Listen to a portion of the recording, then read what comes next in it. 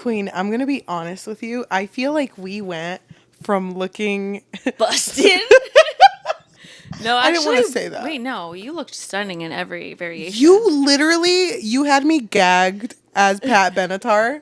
I didn't know how to control myself. This is out of order. Oh, wait. Hold on. I know.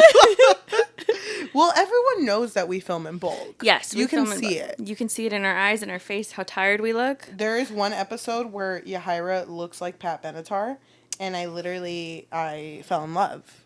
You haven't. So good. You just haven't seen it yet, so just imagine it. So what are we today? Today we are dead brides. We both got the same veil. Yes, I'm missing the lacy gloves. These are so cute. They're really cute. I love it though. I love your black nail polish. Thank you. Everything looks so good. I have a black dress on. You have a black dress on. Yes.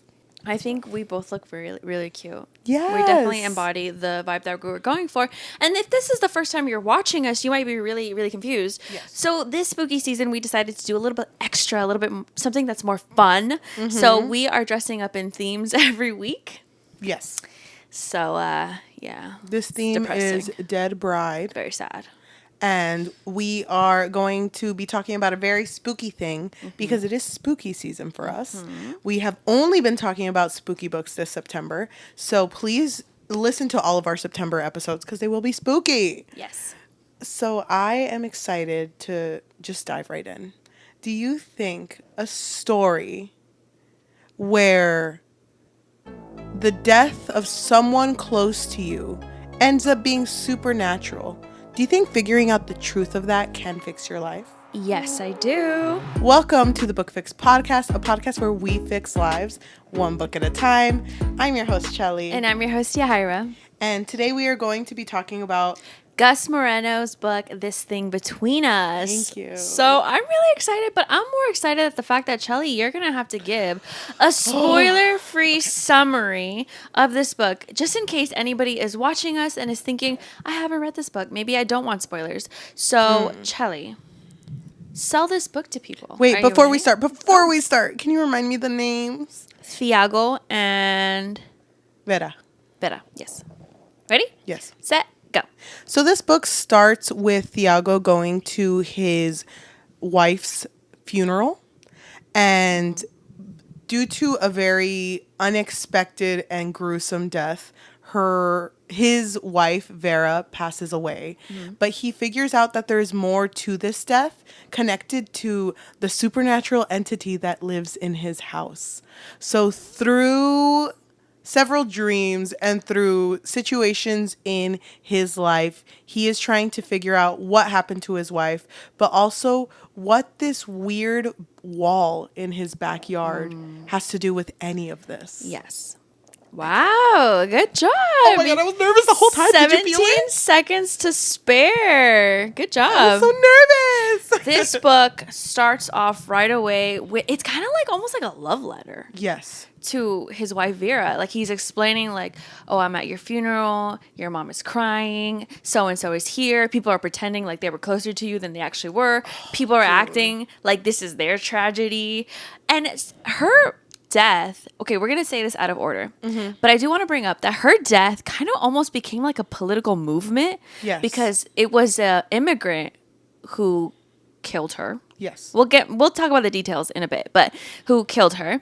And so now people are looking to Thiago to be like, okay, so now you have to be the voice of like, should we make tighter laws or not, yes. right? Mm-hmm. But he's at a point where he's still heavily grieving the death of his wife, and he's just like, I don't want to talk to anybody. Honestly, fuck everyone. Like, I don't want to talk about it. Dude, I thought this part, just this entire book is so beautifully written. Yes, I agree. I think it's so interesting to see Thiago just kind of be like, all of you people who are saying that you see Vera in your dreams, that you know she's in a better place. God. She hated all of you. Yeah. Like, I don't know what you're trying to do. I don't know why you're trying to have a point in this grief. Like, it's like you want to be there.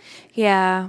But this isn't about you. And I felt so bad because I don't know if it made you reflect on any funerals that you've been to, but it definitely made me reflect where I was definitely thinking about his perspective, but I was also on the other side of like, I lost one of my closest uncles, honestly. Like he was like my favorite. Sorry.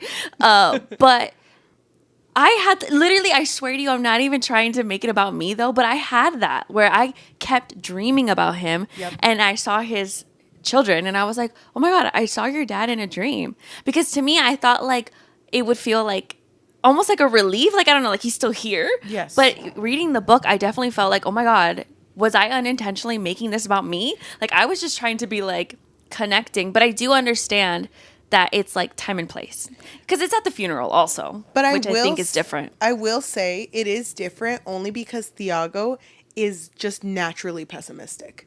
He never liked being around people. It was really only because he loved Vera that he would put himself out there. And also he brought up a really good point of like all of the friends that he has is because of Vera. Yeah. And it's like, oh, well now they want me to hang out with them because it's like keeping a part of her. But I don't want to hang out with them. Yes. Yes. Oh my God. I also related to this whole funeral scene because that point, it's such a small thing. But I know right after the funeral happens and he's sitting there and they're like, what do we do with the flowers? Oh, I thought you were going to bring up being at the funeral and seeing people who weren't as close to her being at the front crying the hardest. Okay, yes. I didn't know if you wanted to talk about that. No, but I mean, I feel like that happens, like, it happened with my brother-in-law, it happened with my uncle, and it's like. It happened with one of my parents that had passed away. When she passed, there was someone sitting in the front who I knew for a fact, my family out there sent this to everyone. Everyone knew. I knew for a fact that this family member that was in the front never had a relationship with my mom, but cried as if her and my mom were besties. Yeah. And I felt it. I felt the energy radiating, and I'm like, oh my God, my mom is having a field day right now. Yeah, but it definitely just makes it known that it's almost like inevitable to have drama at funerals. Yes. Right? And emotions are high. And it sucks too because like the person who runs the funeral is mostly the family. So while you're grieving your loved one, you're also like, okay, where do we put the flowers? Do we just throw them away? Yes. Because they were like looking for him, right? Yeah. Was it him or the mom? It was him first. And then for him to figure out what to do with the flowers. And it sucked because they never let him speak and they just started moving it and he was like, okay. I mean, because he's like, what do I care about the flowers? Yeah. And it really got me too because Vera never wanted to be buried. I hated that. Yeah. That made me so sad because I don't know if you know this. I don't want to be buried. Yeah. And I've told many people, cause just in case. I've told many people, like, I do not want to be buried. Cremate me because just the thought of being a part of this earth forever. Oh my gosh. I'm scared. It scares me too. And I totally feel for Vera because all she wanted was to become a tree. Yeah, that was beautiful. Yeah. But then in Thiago's mind, he was like, I know you would not have wanted me to fight with your mom. So I kind of went with what she wanted. I'm so sorry. Yeah. Oh my God. And him just saying like the things I want to say to you the most are usually thank you because of her life insurance and everything, he will never be in debt again. Oh my God, all of their debts are gone. Like they've been forgiven. So he's like, I want to thank you. I want to say sorry because I wasn't there and that I love you. Like those are the three things. How did you feel about that though? Like the fact that he was not the worker in the relationship and he didn't really have any motivation. Like how did you feel about and she was a really hard worker. I mean, they loved each other from everything. I really felt for Vera, or no, sorry, I really felt for Thiago because he's really just going through it. Everything has been forgiven. The money aspect is not there, and I do kind of feel a certain way with him not being the worker, but he did work. Can I tell you my theory? Okay. I think that the reason why he wasn't super ambitious or the hardworking in the family and his partnership was because the way that it made me feel was like this outwardly thing that was happening to him kind of felt like it could happen to anyone. Yeah. You know what I mean? Like, I don't know. To me, I felt like, oh, he's just like a regular dude. He is. He's just a regular guy. And I truly, truly feel like Vera and Thiago were deeply in love. Yeah. Like, I would like to believe that their marriage, it seemed very relatable. Like, very, yes, they fight. Yeah. Yes, they have issues, but they loved each other. They loved each other and they worked through it. So Yes. And it just made me sad that living with no debt, having to never work a day in his life, and he never really liked his job anyway. Now what do you do? But it also made me sad because he felt like what was the line? I really liked the line where it was like, yeah, I get all this money, but I had to lose someone I love to get it. So it's kind of like, well, what do I care about it? Or why would I be happy about it? You know that line too where he was like, I hate when people say, if you need something, call me. And it's like, no, why should I call you? For you to just get the benefit of, oh, yes, I'm being a good citizen. Yes, it's like you just want to make yourself feel better. Yes. And you know what I really loved? I loved that he did not have that great of a relationship with Diane, with Vera's mother, Diane, until after the funeral. Like after her death. I loved their relationship. Yeah, like it was like very much like slowly progressing between them. So I do want to speed up a bit. He becomes that political figure, the political face of the movement of like, should the laws be tightened against immigrants? And he hates every second of it. Yes. So the person who killed her, what happened was that they didn't intentionally do it. They were running. They stole a phone from somebody else. They were running through the subway, and then they like pushed her into the train tracks accidentally. And the impact took her out, basically. It was the train tracks? Okay, I thought she fell down the stairs. Because wasn't it the stairs? They were running in the subway and the stairs were there? Oh, I think you're right. No, I think you're right. I think it was the stairs, right? Trigger warning, it is a very gruesome book. Yeah, it's really sad. It explains the impact sound. Ugh. So that's why it was the stairs far going enough, down to the train. So how I pictured it was like, so the stairs and she was still on top, right? Yes. And so he kind of like pushed her so that she fell straight down. And I will say, without giving much away, she was up there because she had turned around to look at something. So she was occupied. Yeah. And then that's when the push happened. So he's living with this and he's just kind of like, I'm going to skip around. But Thiago's like, he did it on accident. I would hope he feels sorry. Like, I would hope that he feels this. But he wasn't trying to make his wife the face of this political movement. But he knew that she would not agree with the laws being tighter. Yes. Around immigration. So then after she passes, he decides, I need to get out of here. I can't live in this house. But let's pause for a second, because this book does go back and forth between like the memories of Vera and him. Yeah. Why don't we talk about what was happening with Itza? So Itza was like, wait, you don't have one? Okay. Itza was like an Alexa. Yes, basically. It is a smart speaker where you can just ask it to like schedule your stuff. You can order stuff off of Amazon. You can, whatever. But unfortunately, it was very glitchy. So they would just get these like random orders like that they didn't personally input themselves. So like one time they got like a dildo in the mail and she was like, did you get this? And she was like waving it around. Yeah. And so it happened often enough where they were kind of just like, well, shit, what do we do? Dude, but it got scary because one of the things it ordered too was like wire. And then the one after that was like a book that was like how to contact the dead. Yes. Oh my God, I forgot about the book. Yeah. And there was even like scary moments where they would hear sounds in the middle of the night. And this part to me was a little bit strange, but when he would get up I'm assuming like everyone does this where you don't want to open your eyes all the way so you don't wake up, Yeah. and you're trying to walk towards the bathroom. But for some reason, the window would silhouette like a door. And he would reach towards it as if there was a knob. Yeah, but he would be like, oh, shoot, it's the window. Yes. Because somebody was outside. It was like their upstairs neighbor who left early every day and would blast like their high beams or something. I don't know. Something like that.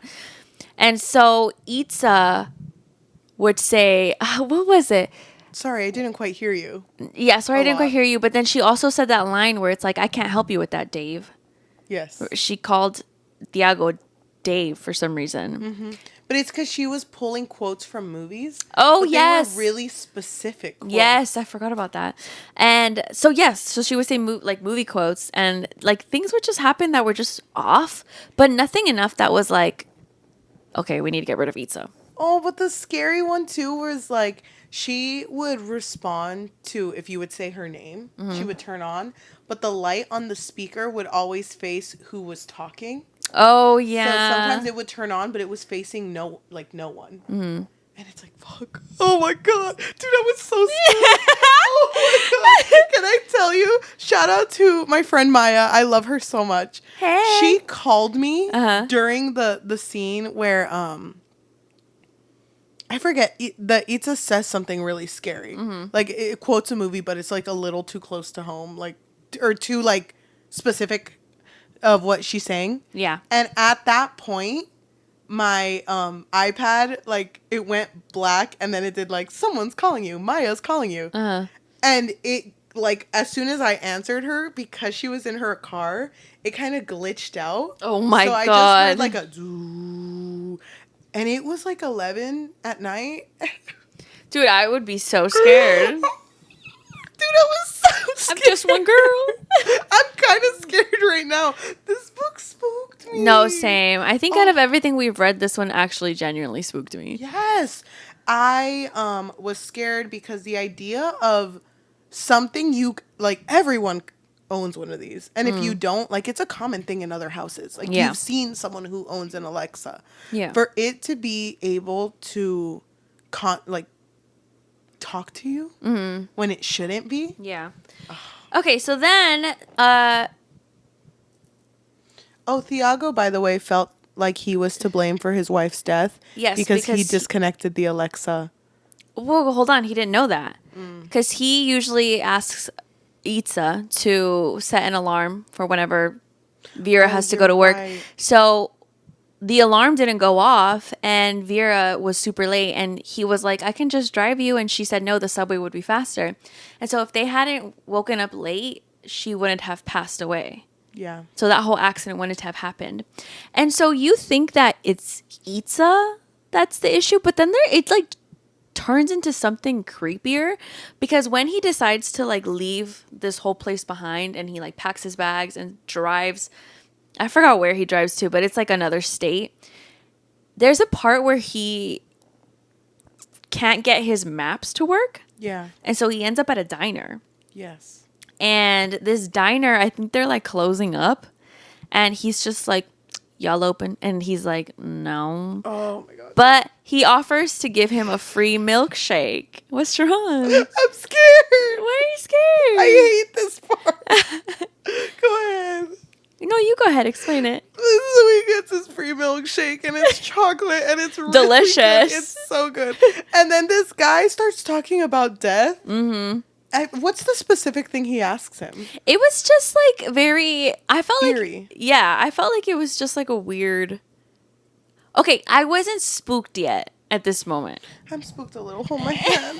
Because really I was confused about this diner guy until eventually Thiago's like, okay, I'm just gonna go. Thank you so much. And then I think he kind of like directs him, right? But isn't it like he's driving away and then he sees the diner guy in the forest on like all fours, like animalistic? Worse. He sees it in his rear view mirror on the road as he's driving, running towards him. So it's explained that his limbs have turned spider-like. Yeah. But the end where his hands and feet are completely splayed flat. Yes. And he's running towards him. But he was far enough where it would not have made sense for it to be the diner guy. Yes. It just looked like him. Yes. Thoughts? The thing is, Queen, I love you so much. I love you. I was struggling so much. Because the thing, I worked the next day. Yeah. And I commute. I wake up at 5:45. I'm out there when it's dark. And sometimes I do get a little thirsty and I do kind of want something sweet. I want like a little Gatorade or something. Okay. I stop at gas stations where it's only me and the gas station attendant. Yeah. And it's like, hey, what are you doing? Hey, what's up? You know, start a little small talk. If I look out my freaking rear view mirror and I see that gas station attendant running towards me, Oh my God. I am not looking away. I am full on 100 it. Yeah, it was scary. Hell no. Oh my God, you'll never catch me lacking. That's crazy. Drive faster. Girl, you're driving. Come on. You can outrun him. But he's scary though. You break it? Dude, do you feel like... Okay, I'm sorry, Queen. I'm going to spook you a little. Do you feel like if you were in this situation, you're in the car by yourself, and you see a person that's like a spider-like... Oh my Okay, God. you see that. You're by yourself, no music on. What's your first reaction?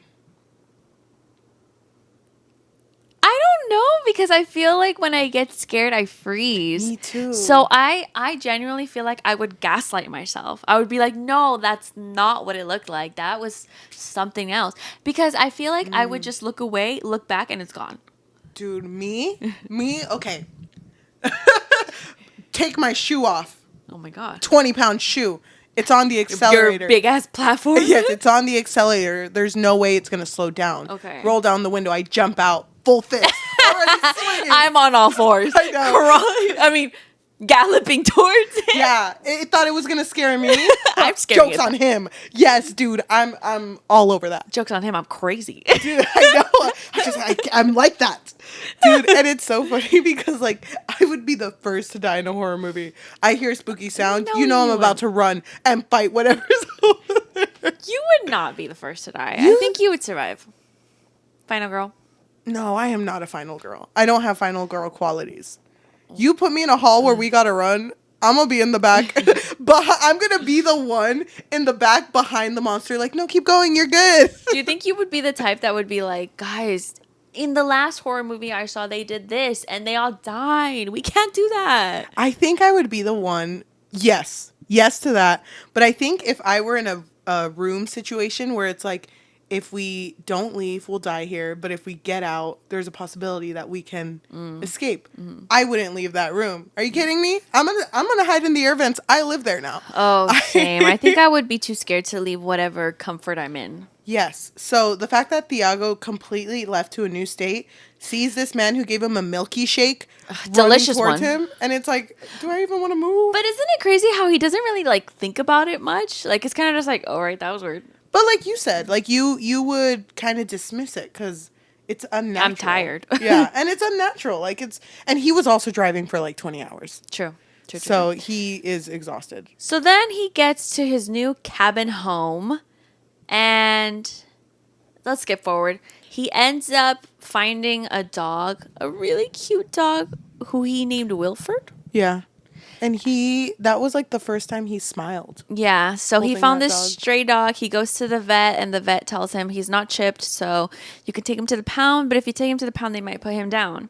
Yeah. So he decides to keep him, and he tells the vet, hey, if anybody asks for this St. Bernard, here's my number. But he does get attached to the dog really, really quickly, and so then he's like, wait, I hope nobody does come and look for you. Yeah, but while he's cleaning out his backyard, there is a cyanide bomb that's stuck. So, trigger warning, I'm so sad because I don't like books when like something bad happens to animals. Same. That's as much as I'm going to say. There was a cyanide bomb. Well, we have to say it because of what happens after. The dog passes. And it's so sad because they basically tell him like, oh, because it was a cyanide bomb, the government was supposed to actually take that out of your... And you can sue them. So you can make a lot of money off of this. And he's like, Why is it I have to keep losing people? To make all this money. Yeah. I forgot the exact line, but it was a really good line where it's like, I have to exchange the people I love for money. Yep. Sad. Yeah. So But then he buries the dog. But actually, so when they were exploring, there was like this weird wall Yes. there.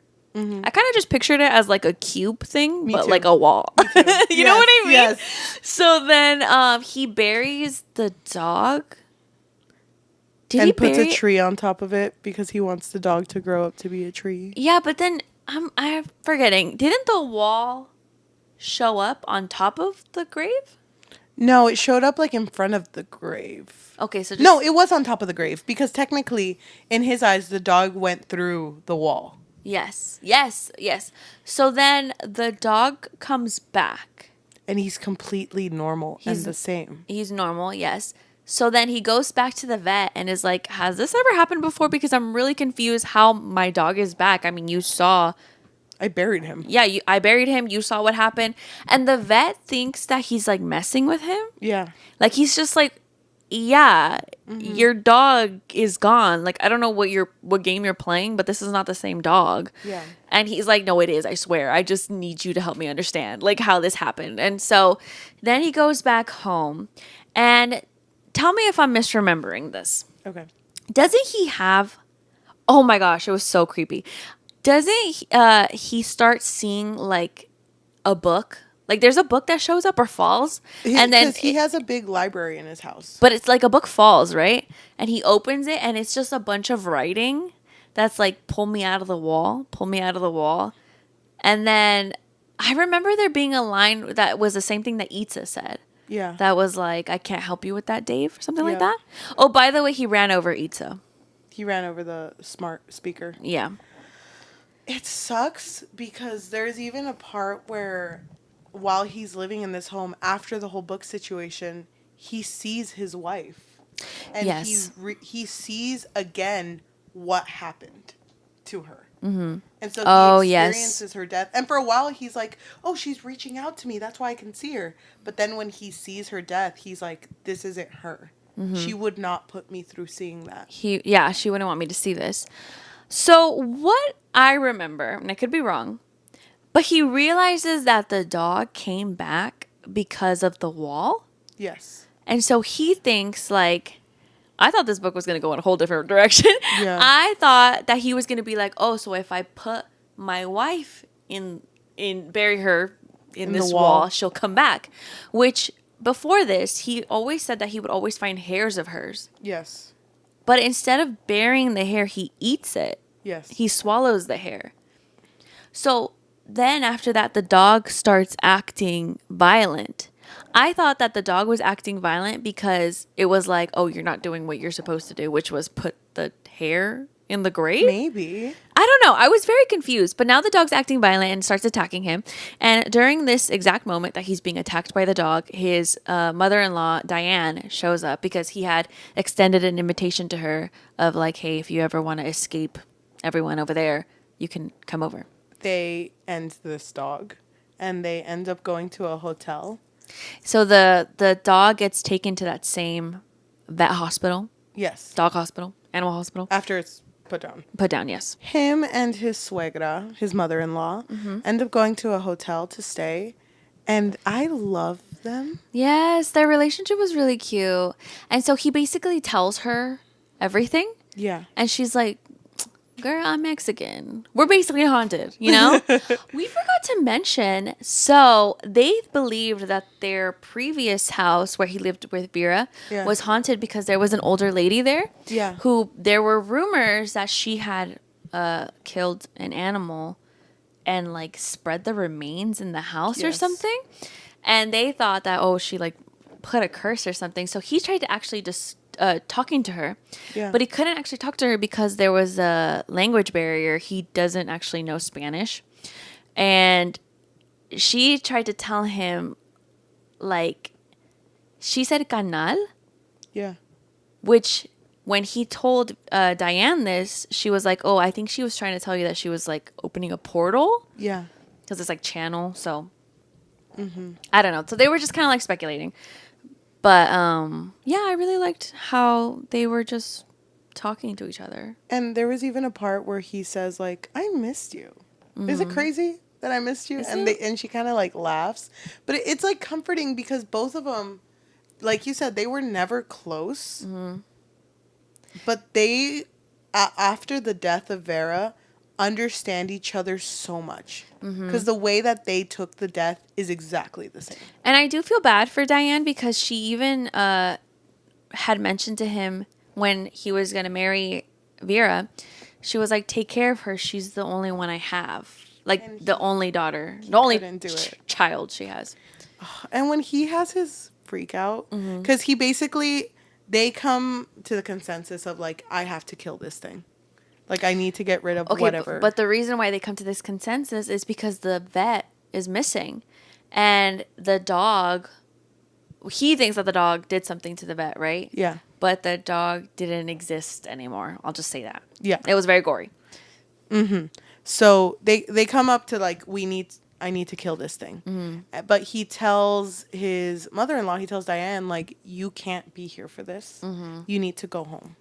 And if I can't do it, you know, he's kind of hinting like he shouldn't be here anymore if he can't kill this thing. And Diane is like, no, you're not doing that because you know for a fact if that's how you solve this, Vera would never forgive you.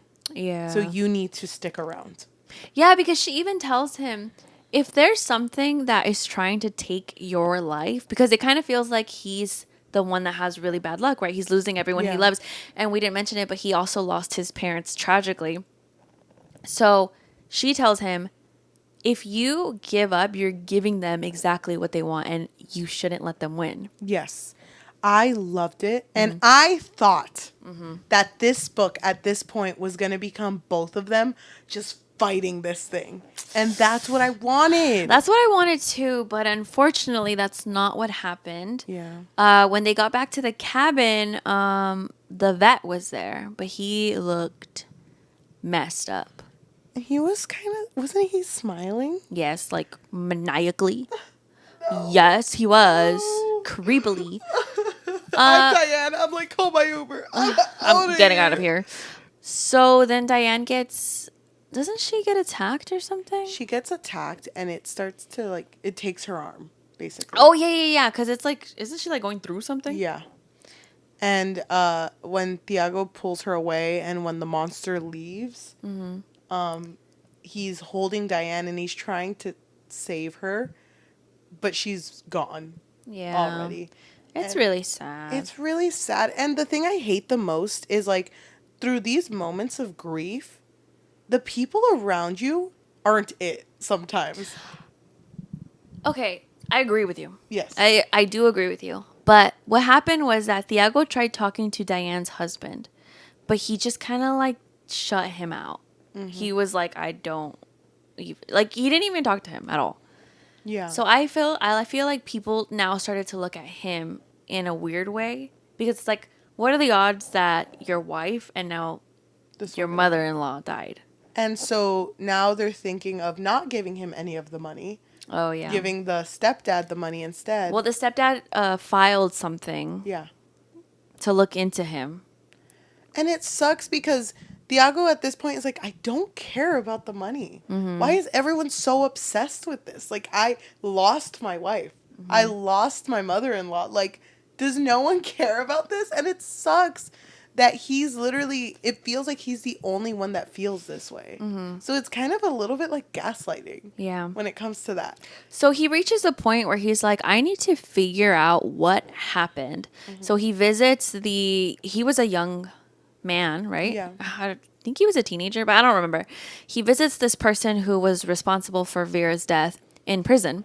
And they sit across from each other and he's like asking him like, okay, in your report, you said that something made you stop. And that's why you ran into her or something like that. And at first the guy is kind of hesitant, but he's like, I stopped because I saw you. I saw you, but like you didn't really look like you. Your scalp was like pulled back. Like you looked really scary, right? Oh. So I'm assuming that Vera must have seen the same thing. And I'm assuming that's what she was looking at. Mm-hmm. And that makes me so sad because even though it wasn't him, it was him. Yeah. You know? Some form of him. And I feel like when he saw the scene of his wife dying when he was in the house, I think he saw it through the perspective of that thing. So it's just, it more instills in his mind, like, yeah. oh shoot, it was me. It exists. Yeah. Yeah. And That's so scary. It's so scary and it's so sad.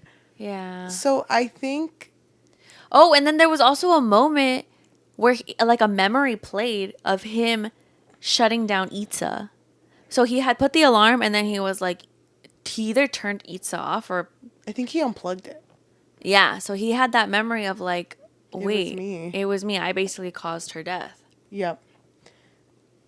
I think after the whole Diane thing happens, he gave up, right? Well, he went to talk to this boy, and then afterwards, it did kind of feel like he just kind of gave up. I think he ends up in a room where all. Oh, but remember when You're scaring me a little when bit. he saw the vet told him like, you need to join the banquet, something about a banquet, and he was like, are you talking about heaven? And he was like, yeah, if you want to call it heaven, I don't care, call it heaven. Oh. And he was like, you can see Vera there again.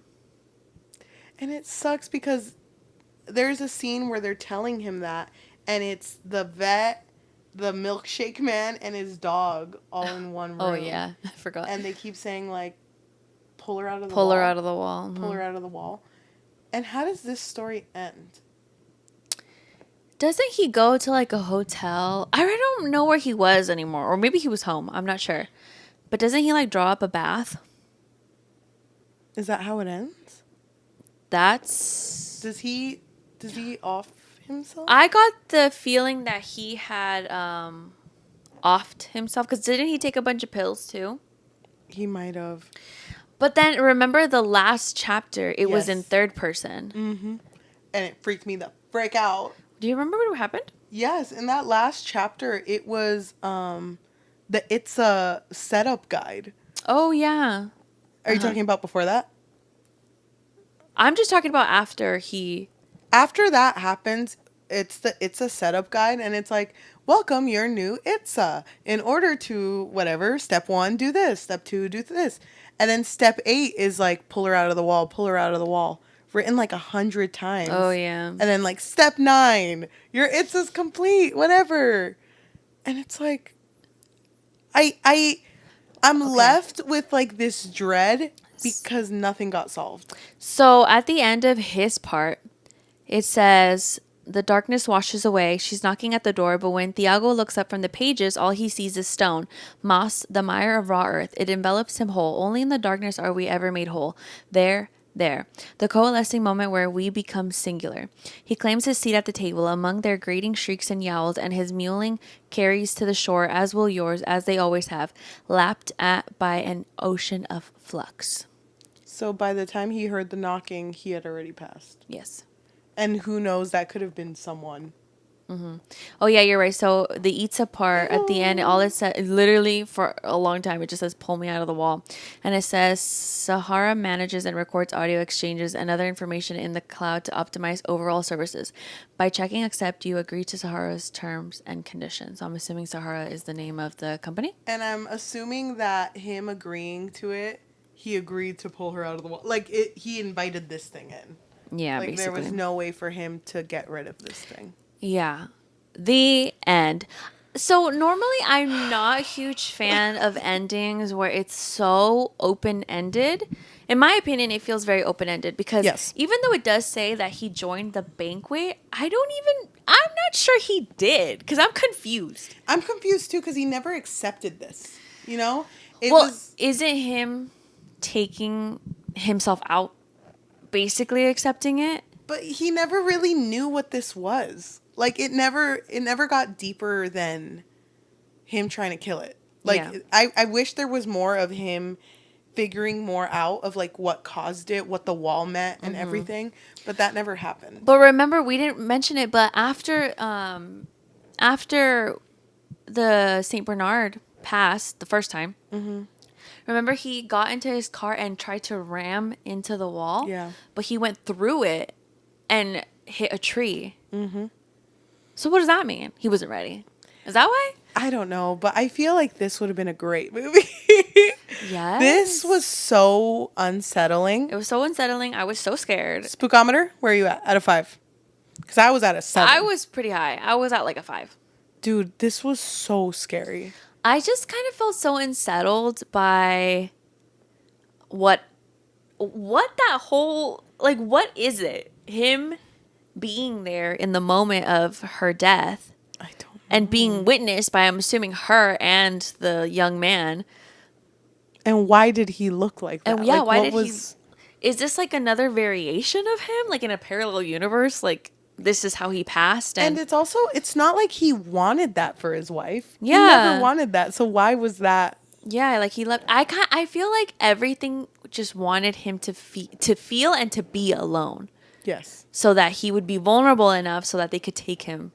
But I don't know why they wanted him so bad. Not to say that he, why he was that. Like he was a great guy, I'm sure. But you know what I mean? Like, why specifically him? Can I ask, that whole thing you were saying with the house being haunted and the old lady with the sacrifice she did, he does visit her. And there's this line that she says to him where he's like, oh, I'm Mexican too. And she laughs? She laughs and's like, no, you're not. Yeah. You're not. But she says a line that kind of sticks with him. It like hurts him. What was the point in that? Do you think...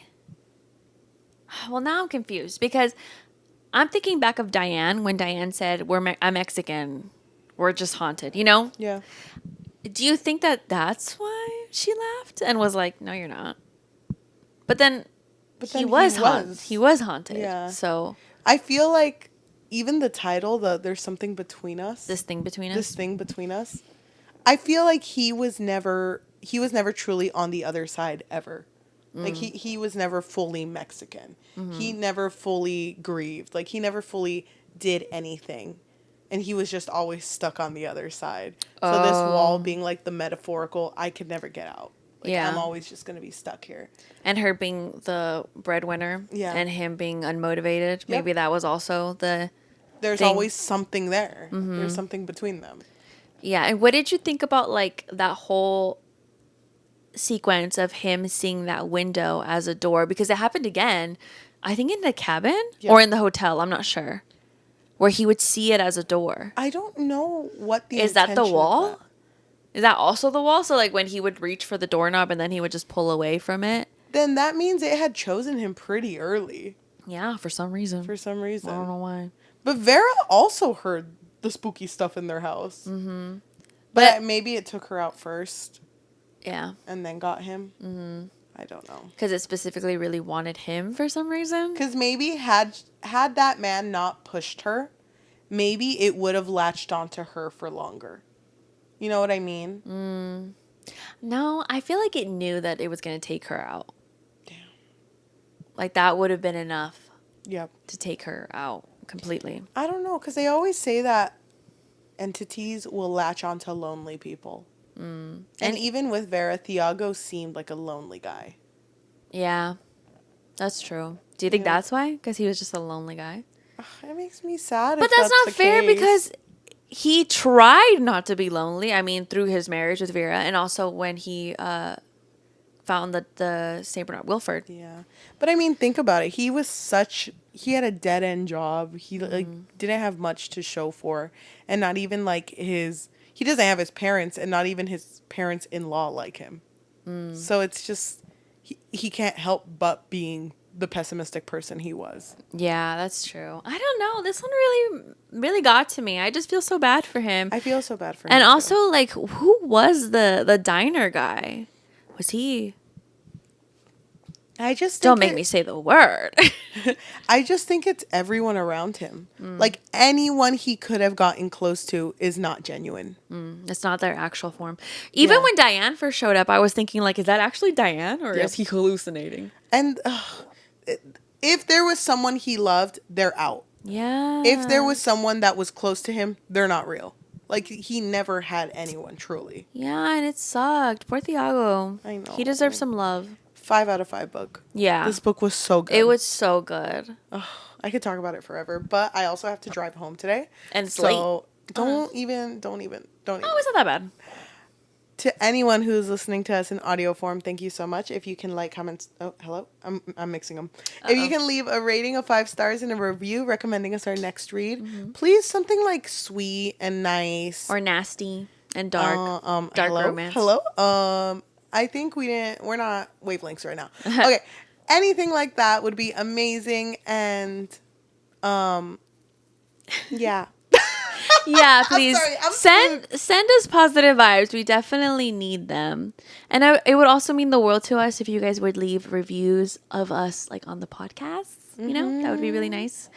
And if you're looking for an extra way to support us, we do have a Patreon, which you can find at patreon.com/bookfix. But if you're not looking for something that's monthly, we do have Coffee, which is ko-fi.com/thebookfix, or buymeacoffee.com/thebookfix.